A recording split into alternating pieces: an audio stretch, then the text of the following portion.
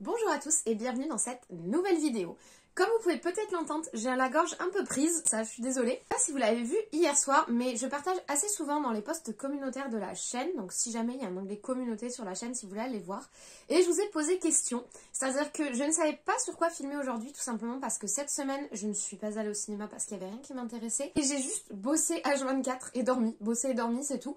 Donc je n'ai rien eu le temps de voir. J'ai commencé la série All of Us Are Dead, fait 12 épisodes que j'ai pas du tout eu le temps de regarder en entier, donc je vous en parlerai probablement la semaine prochaine. Je me questionnais un petit peu sur ce qui pourrait vous intéresser, ce qui pourrait m'intéresser également, ce dont on pourrait parler aujourd'hui, et au final, grâce à vos retours sur mon post, donc je vous en remercie, j'ai fait mon choix et on va aujourd'hui parler, comme vous l'avez vu dans la miniature et dans le titre, d'un genre cinématographique que j'aime énormément et dont j'adore parler, sur lequel j'ai vu énormément de films, le genre zombie, les films qui parlent de zombies. Dans les années 60, nous avons énormément de films de zombies qui sortent. C'est vraiment un genre qui a la cote, qui est très populaire, qui plaît, qui est à cheval entre l'action, l'horreur, un côté, on va dire, gore, plutôt dans l'aspect, on va dire, des protagonistes que sont les zombies. Et moi, c'est un genre que vraiment j'apprécie. Quand un film de zombies sort, je regarde. Donc j'avais juste extrêmement envie de vous parler zombies. On va revenir ensemble sur le zombie, d'où vient le mythe du zombie, comment il a fait pour s'imposer. Est-ce que les zombies existent réellement? Parce que ça, c'est une vraie question à se poser. Est-ce que c'est plausible? Et pour finir, je ferai un petit classement des différents types de zombies qu'en tout cas moi je connais ou que je reconnais comme pouvant appartenir au genre zombie. Donc voilà, une petite vidéo un petit peu différente d'habitude, un hors-sujet. J'espère que vous allez apprécier. En tout cas, moi j'ai pris beaucoup de plaisir à y réfléchir, donc on se retrouve juste après.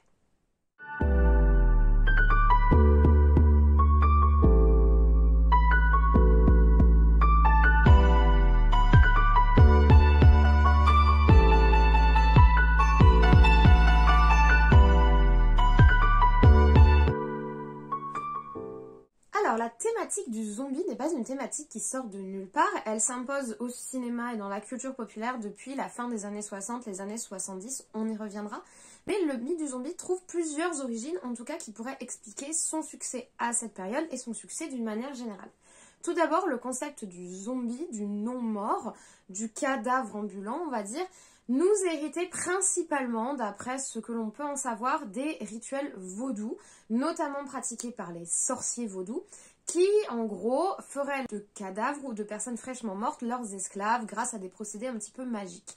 En fait, après étude, ces rituels vaudous ne seraient en fait que des rituels où on fait consommer de la drogue à des individus. Ils seraient donc sous psychotropes et effectivement, ça les rendrait un petit peu mous et relativement obéissants, soumis à, on va dire, leur dominant, qui est la personne qui leur a administré les drogues. Ces rituels-là existent, on les connaît et on pense que possiblement ils pourraient être à l'origine du concept de zombie, de non-mort.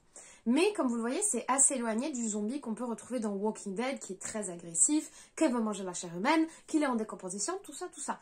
Là, on n'est pas du tout sur le même concept. Donc tout sort ce zombie-là, ce zombie auquel en fait on est habitué aujourd'hui en 2020, mais qui dans les années 60-70 est un petit peu une nouveauté. Déjà, on peut prendre en compte un premier paramètre, la maladie qui se développe ensuite en épidémie ou même en pandémie, lorsqu'elle dépasse les frontières. C'est un petit peu une des peurs originelles de l'homme. Combattre la maladie est un combat que l'on fait depuis toujours. La société humaine a toujours été confrontée à la maladie, notamment parce qu'elle confronte à la mort, mais aussi parce qu'elle l'affaiblit. En plus, la maladie se transmet, elle passe d'un homme à un autre. Lorsqu'on ne comprenait pas tous les systèmes de transmission, lorsqu'on n'avait pas encore inventé les vaccins, lorsqu'on n'avait pas encore compris comment fonctionnaient les virus, les bactéries, etc., la maladie, c'était vraiment une sorte de malédiction qui s'abattait sur les populations. Et on a traversé dans l'histoire de très grandes pandémies extrêmement violentes, que ce soit la peste, la grippe espagnole, ce genre d'ennemis invisibles auxquels ont eu à faire face les sociétés humaines et qui encore aujourd'hui font que lorsqu'on est face à la maladie, on est un petit peu démuni. On ne sait pas combattre la petite bestiole, même si on a la science aujourd'hui, évidemment, vous le savez, dans le contexte où on est forcément némésis, on va dire, de l'être humain, la petite bestiole qui est là, qu'on ne peut pas forcément voir à l'œil nu et qui va nous affaiblir, voire même qui peut nous tuer. Donc on est sur quand même une peur originelle de l'être humain, quelque chose qu'on a des difficultés à combattre, même si on progresse de mieux en mieux. Donc le fait que le zombie, et notamment le zombie par pandémie, fonctionne aussi bien, c'est parce qu'il parle un petit peu à tout le monde. La maladie, ça, c'est quelque chose, forcément, vous avez pas une peur panique de la maladie, mais c'est quelque chose qui touche tout le monde. C'est un peu une thématique universelle de l'humanité. On couple ça dans les années 60 avec le fait qu'on est dans un contexte un petit peu fin de la Seconde Guerre mondiale, contexte de guerre froide, les populations sont assez tendues, on n'est pas dans un climat extrêmement, on va dire, agréable, et ça va forcément imprégner le 7e art, ça va forcément imprimer la culture populaire et l'idéal collectif. En plus, durant la Seconde Guerre mondiale, enfin durant d'abord la Première, puis ensuite la Seconde Guerre mondiale, et particulièrement durant la guerre froide, on a de plus en plus peur de l'arme bactériologique. L'homme utiliserait la maladie pour se battre contre d'autres hommes, c'est-à-dire que la maladie deviendrait une arme, ça aussi ça monte dans l'inconscient collectif et donc forcément ça impacte les esprits. En parallèle de ça, on est dans un contexte où la radioactivité, on va dire, commence à également entrer dans les consciences, développer la bombe H durant la Seconde Guerre mondiale. L'atome est à usage militaire, c'est-à-dire bombe atomique, c'est vraiment très très ancré dans les esprits, on est terrifié par la guerre atomique. Et alors, même si l'atome n'a pas de lien avec la maladie et la bactérie, il impacte également les esprits avec ce côté de décimer des centaines de populations d'un coup, qui s'abat brutalement, ce côté invisible également, qui pareil va imprégner l'idéal collectif. En plus de ça, post-Seconde Guerre mondiale, on est sur un énorme trauma, on a été confronté à l'inhumanité, c'est-à-dire que la société, jusqu'à la Seconde Guerre mondiale, est dans un mouvement de la civilisation permet à l'homme de s'élever au-dessus de ses instincts. Or, durant la Seconde Guerre mondiale, on va être confronté justement à cette inhumanité, à cette violence de la société poussée à un niveau de cruauté inimaginable et jusqu'alors inégalé en tout cas à cette échelle-là. Et donc cette inhumanité qui va imprégner la culture et qui va faire apparaître des mouvements par exemple déconstructivistes ou ce genre de choses, elle va aussi imprégner l'inconscient collectif. L'homme peut être un loup pour l'homme, si je puis dire, si je puis citer. L'homme privé de sa réflexion, privé de la civilisation, privé de ce côté civilisé, peut devenir un danger pour les autres. Et le zombie, c'est vraiment ça. C'est l'homme privé de sa conscience, privé de sa réflexion, qui n'est que avec ses instincts. C'est l'homme redevenu instinctif, agressif, presque animal, même pire qu'animal. C'est vraiment l'inhumanité et la cruauté à l'état brut. Il y a également l'idée que ce n'est pas un individu, un monstre qui va menacer l'humanité, mais la masse agressive, la masse de dents et de griffes livrées à leurs instincts primaires. Or, cette notion de masse aveugle, c'est aussi quelque chose qui fait écho à des traumatismes de guerre et ça va s'inscrire dans cet idéal. Donc c'est pour cela en partie que le zombie va se développer à cette période notamment parce qu'il fait écho et qu'il parle à ces populations. De façon indirecte, en fait, il se fait le reflet de leurs angoisses, de leurs traumas, de leurs inquiétudes issues de la période précédente comme de ce qu'ils vivent dans les années 60-70. Évidemment, la naissance, on va dire, ultime du zombie au cinéma, ça va être La Nuit des Morts Vivants en français en 1968 de Romero, qui va vraiment marquer la naissance et la définition à l'image du concept de zombie, mais qui va réellement accrocher et qui va réellement prendre racine dans la culture populaire et notamment la culture cinématographique. Mais peut-on dire qu'il y a un fond de vérité dans le mythe du zombie? Je vous l'ai dit, ça peut être rattaché aux rituels vaudous qui en fait ont plus rapport avec une consommation de drogue et de psychotropes qu'avec de la réelle magie, en tout cas pour ce qui a été fait au niveau des analyses scientifiques. Évidemment, je ne remets pas en cause les personnes dont les croyances se rattache à cette notion de magie. En tout cas, au niveau des analyses scientifiques qui ont été faites autour de cas avérés de ces fameux zombies, on retrouve plutôt la présence de substances psychotropes ou de drogues qui les mèneraient à cet état un petit peu apathique, obéissant ou à l'inverse plutôt agressif. Donc on a déjà cette origine-là, mais est-ce qu'il existe de réels zombies dans le monde d'aujourd'hui ? Alors au niveau de l'espèce humaine, ce n'est pas avéré, mais chez les animaux, ça existe. Il existe dans la nature tout un ensemble de petites bactéries ou de petits parasites qui peuvent prendre le contrôle de leurs hôtes et qui peuvent les manipuler à leur gré, on va dire. En général, cela mène à la mort de l'hôte, donc du porteur, et à la reproduction, ou à la bactérie ou au virus d'aller prolonger sa vie ou d'atteindre son objectif de reproduction par exemple. Je vais vous en citer quelques exemples, alors il faut savoir que c'est des sujets que j'adore. Il y a des reportages qui sont excellents, n'hésitez pas à faire des recherches, c'est juste incroyable, je trouve que c'est un sujet très très fascinant. Donc je vais vous en citer quelques exemples, on va parler de mes préférés. Il y a un parasite chez l'escargot, hyper intéressant et alors qui est visuellement super impressionnant, c'est le Leucochloridium paradoxum. Ce parasite s'installe à l'intérieur du corps de l'escargot et va se développer dans ces petites cornes, vous savez, au bout desquelles il a ses yeux. Il se développe dans ces cornes et petit à petit, par des substances chimiques, il va prendre le contrôle du cerveau de l'escargot, de sa conscience, et il va mener l'escargot à sa mort. Comment il fait cela?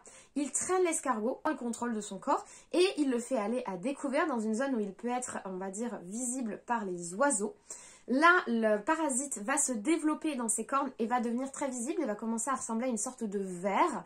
Et cela va attirer les oiseaux qui vont s'attaquer à l'escargot, le tuer malheureusement pour lui, et avaler le parasite. Or, ce parasite se développe et se reproduit dans l'estomac des oiseaux.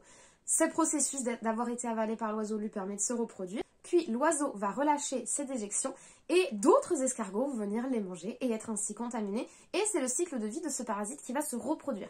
Ce qui est absolument fascinant dans ce parasite, c'est à la fois qu'il prend le contrôle de son hôte, mais aussi qu'il le fait volontairement aller vers la mort, qu'il se fait volontairement passer pour un asticot, donc c'est-à-dire qu'il a développé quand même dans sa façon de se comporter le fait de reproduire un mets qui est prisé des oiseaux, tout cela juste pour pouvoir se reproduire dans l'estomac et recommencer le cycle de vie.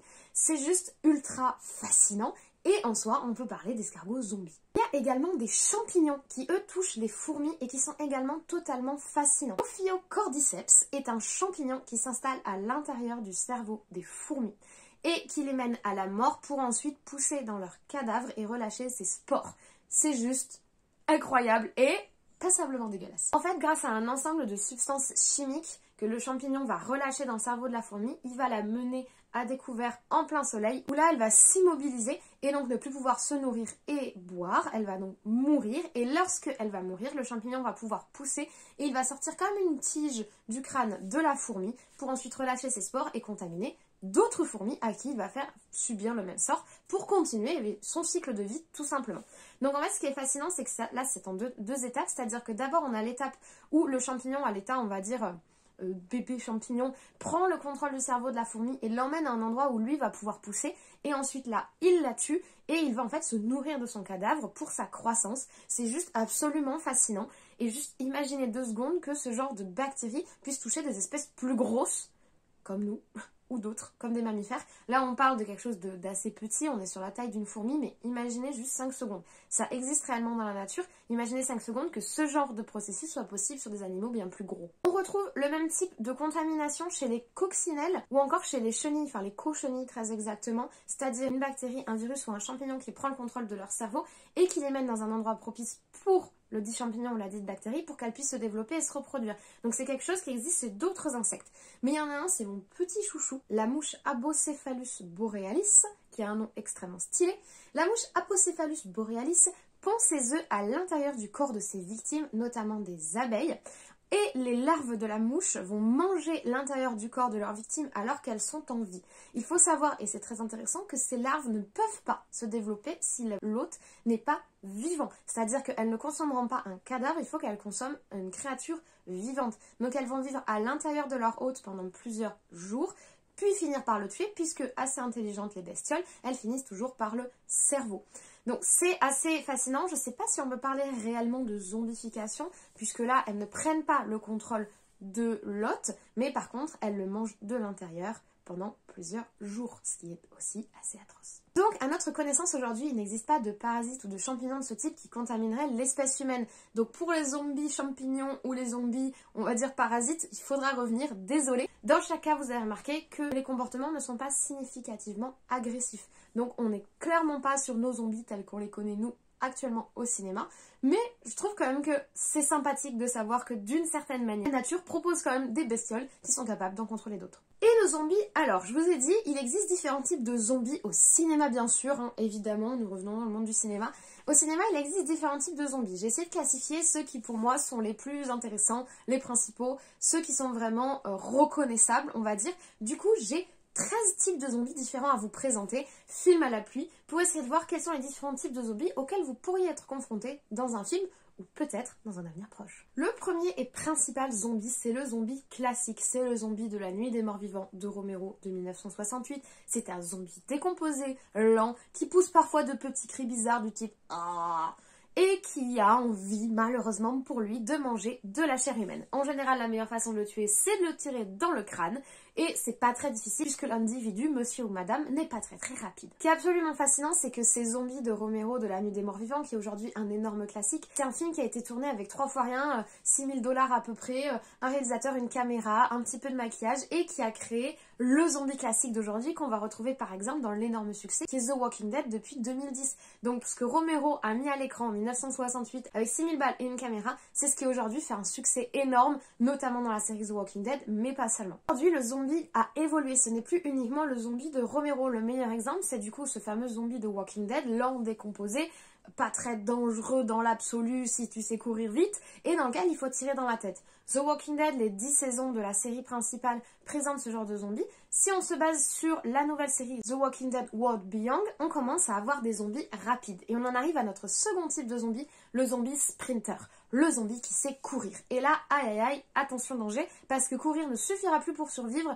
En effet, le zombie, il a faim, et il a très très faim au point de se mettre à courir. Le zombie sprinter auquel je pense directement quand je l'imagine, c'est le zombie du Dernier Train pour Busan, qui est un film que j'adore, qui est sorti en 2016. Le zombie du Dernier Train pour Busan, c'est pas vraiment un zombie, c'est un infecté. Il y a encore du sang qui coule dans tout son corps, ses muscles sont encore fonctionnels, et il peut te courir après, il peut même courir après le train. Donc attention danger, le zombie sprinter, c'est risqué. Dans la catégorie zombie sprinter, on va également retrouver le film World War Z, sorti en 2013. Et lui, il nous présente même une sous-catégorie du zombie sprinter, le zombie sprinter en horde. C'est-à-dire que le zombie ne fait pas que te courir après, ils se jettent les uns sur les autres pour former des espèces de monticules de zombies prêts à tout pour dépasser des murailles, pour attraper des hélicoptères. Le zombie en horde, c'est encore pire que le zombie sprinter. Il n'y en a pas qu'un, il y en a plein et ils se jettent les uns sur les autres pour monter à des étages, pour dépasser des murs. Là, il n'y a plus rien qui les arrête. Attention, le zombie n'est pas seulement présent dans les temps modernes, il existe aussi le zombie historique. Je citerai notamment la série Kingdom, qui est une série coréenne qui est excellente, qui se passe au XVIe siècle en Corée et qui nous présente des zombies historiques, des zombies de l'époque. Et attention, c'est des zombies qui vont combattre des samouraïs. Oui, je sais que les samouraïs c'est anachronique puisque le samouraï c'est au Japon, mais bon, qui vont combattre des personnes armées de katana et qui vont décimer des villages du XVIe siècle. C'est juste génial. Moi, j'adore le concept de zombie historique. Je trouve qu'on devrait en faire plus. À noter aussi qu'il y a également le film Orgueil et préjugés et zombies que j'ai beaucoup aimé, qui est sorti en 2016, qui reprend le grand classique de Jane Austen, Orgueil et préjugés, mais en nous rajoutant des zombies. Les filles n'arrivent pas à se marier. Pourquoi? Parce qu'on ne peut plus faire de réunions entre bonnes gens de la bonne société, parce qu'à cause des zombies, on voit plus personne, on voit plus les voisins. Du coup, les petites bénettes là, elles se battent avec ce qu'elles peuvent, avec leur robe, elles défoncent du zombie. Moi, j'ai juste adoré. Et ça me fait penser à un autre style de zombie, le zombie comique. Car le zombie n'est pas forcément flippant, c'est pas forcément de l'horreur, on n'est pas forcément terrifié. Le zombie peut aussi être marrant. C'est le cas dans Orgueil, préjugés et zombies. C'est aussi le cas dans un de mes films chouchous que j'adore de tout mon cœur, qui est sorti en 2009, Bienvenue à Zombieland. Bienvenue à Zombieland, c'est déjà un film extrêmement drôle. C'est un film qui est bourré de références et c'est un film avec des zombies qui sont ridicules. Mais alors ridicules à un point ridicule. Et du coup, le zombie comique existe, le zombie n'est pas forcément sérieux, le zombie n'est pas forcément flippant, le zombie peut aussi être drôle. Attention, si le zombie peut être drôle, le zombie peut également être sensible. Le zombie, c'était une personne avant. Et au bout d'un moment, il faut arrêter de toujours le faire passer pour quelqu'un qui grogne et qui essaye de manger des gens. Le meilleur pour cela, c'est un film que j'adore qui s'appelle Warm Bodies, qui est sorti en 2013, qui est adapté d'un livre du même nom que j'avais lu il y a en 2009-2010, que j'avais adoré. Warm Bodies, c'est un zombie qui a des sentiments, qui réfléchit et qui trouve que c'est nul d'errer et de manger des cervelles. Et d'ailleurs, il essaye d'arrêter. Franchement, le zombie sensible existe. Et le pauvre, il faut reconnaître son existence parce qu'au bout d'un moment, il est noyé dans la masse. D'autant qu'il y a aussi le zombie intelligent. Le zombie intelligent existe. Le zombie n'est pas forcément stupide. Le zombie peut être intelligent et le meilleur exemple, c'est le film Je suis une légende. Ce film sorti en 2007 nous montre des zombies intelligents. Bon, ils ont peur de la lumière du jour. T'as le cerveau qui fonctionne forcément, il faut qu'il y ait des trucs défavorables à côté. Ils ont peur de la lumière du jour, mais ils sont intelligents. Ils apprennent, ils mettent en place des pièges et ils font tout pour piéger notre pauvre Will Smith qui est dans un monde post-apo, tout seul, la ville avec son chien. Ils sont intelligents, ils réfléchissent, oui, ça arrive, et c'est d'autant plus dangereux parce que c'est aussi des sprinters. Attention, nous parlons là en général de zombies issus de pandémies ou d'épidémies, c'est-à-dire issus d'un virus. Mais le zombie n'est pas forcément contaminé par une maladie. Il y a d'autres façons de devenir zombie. Premier exemple, le zombie possédé. Et là, je vais vous citer un de mes films coup de cœur absolu, REC de 2007. Dans REC, oui, il y a des zombies, mais ces zombies-là, ils n'ont pas chopé un virus. Ces zombies-là, ils sont possédés par un démon. Car oui, les démons font des zombies. C'est des choses qui arrivent. À la frontière de la zombification, je citerai aussi L'Exorciste en 1973. Parce que techniquement, vu la tête de la gamine dans L'Exorciste, je suis pas sûre qu'elle aille bien. Et je suis pas certaine que ce soit pas déjà un zombie. Bon, même si à la fin, elle s'en remet, je suis pas certaine que ce soit pas un zombie. Donc je mettrai aussi L'Exorciste dans les zombies possédés. De la même façon que nos petits escargots et que nos petites fourmis, il existe également des zombies qui ont des parasites. Et là, je vous citerai un film. Alors pareil, il est à la frontière avec la zombification. Moi, je considère qu'on est sur de la zombification parce que c'est des gens qui sont à la fois morts et vivants. Mais effectivement, il n'y a pas tout ce côté agressif, tout ce côté perte de conscience. Mais le film The Bay qui est sorti en 2012 est très intéressant pour ça. Bon, déjà parce qu'il est tourné comme un faux documentaire, ce que je trouve extrêmement fascinant et très malin. Tout parce que c'est une population, une ville qui va être complètement contaminée par un parasite qui vit à l'intérieur de leur corps. Et ça, c'est juste atroce et c'est une autre sorte de zombie. Si le zombie un peu comme notre escargot existe, le zombie champignon comme notre fourmi existe également. Je vous citerai un film, La fille avec tous les dons, ou plutôt de son titre original The Girl with All the Gifts, qui est sorti en 2016. Il nous évoque un genre très rare du zombie, le zombie contaminé par un champignon et par les spores d'un champignon. En plus de ça, le film est assez sympathique, il est très original, très différent. Il n'est pas parfait du tout, mais il est vraiment différent. Et puis surtout, ce genre de zombie est très rare. C'est un collector à ce niveau-là. Toujours dans le sens, je veux devenir un zombie mais sans virus, nous avons également le zombie par sorcellerie. Et là, je citerai un film que j'adore, toujours, La Momie de 1999. Alors on peut aussi citer l'horrible remake de 2017, mais on va faire comme s'il n'existait pas. Dans La Momie de 1999, les foules de population égyptienne sont possédés d'une certaine manière et sont devenus les zombies de Imhotep. Ils errent dans les rues, les yeux vides, en essayant de convertir les gens à leur nouveau dieu, à leur nouveau pharaon, on va dire. Ça, pour moi, c'est des zombies. Ils font pas mal flipper et qu'à mon avis, ils ont plus trop la conscience de ce qu'ils font. Pour finir, deux sous-catégories, mais je ne pouvais pas ne pas en parler. Nous avons d'abord le zombie puzzle, le zombie qui a été reconstitué par un savant fou. Je citerai forcément Frankenstein. Est-ce qu'on peut parler de zombie? Techniquement, c'est un corps mort qui est à la fois vivant, donc je pense que oui. Après, effectivement, il n'a pas vraiment perdu sa conscience. Mais pour moi, on peut le rentrer dans la catégorie zombie. Et un dernier genre de zombie, très sous-coté, mais que j'aimerais un petit peu plus voir au cinéma, le zombie d'animation. Et oui. Je vais citer par exemple le film Hôtel Transylvania où on retrouve des zombies, mais moi je préférerais clairement vous citer Les Noces Funèbres par Tim Burton. C'est un de mes films favoris et que ce film sorti en 2005 est absolument magnifique et puis qu'on a quand même une espèce de princesse, bride, zombie. C'est juste génial et c'est juste magnifique et techniquement c'est un zombie. C'était mes différentes catégories de zombies qui existent. J'en ai probablement oublié, donc n'hésitez pas à me laisser en commentaire les genres de zombies que j'ai pu oublier. À savoir que, évidemment, j'ai cité les premiers films qui sont venus à l'esprit pour ces différents genres, mais n'hésitez pas, pareil, me laisser en commentaire les films auxquels vous pensez quand je vous parle du genre zombie. Évidemment, je n'ai pas parlé de 28 jours plus tard, évidemment, je n'ai pas parlé de Shaun of the Dead, mais ce sont également de grands films dans ce domaine. On fera peut-être d'ailleurs un jour un top zombie, ce serait hyper sympathique parce que c'est vraiment un genre que j'adore. J'espère que cette vidéo un petit peu différente, un petit peu hors sujet, vous a plu. J'espère que vous avez passé un bon moment. Et écoutez, moi, demain, je vais au cinéma, j'ai hâte parce que ça fait 2 semaines que j'y suis pas allée. Il y a enfin une sortie qui m'intéresse, une avant-première en plus, donc ça va être juste génial. Je vous souhaite donc une très bonne journée, un très bon week-end, de très bons visionnages comme d'habitude, et nous on se retrouve très vite.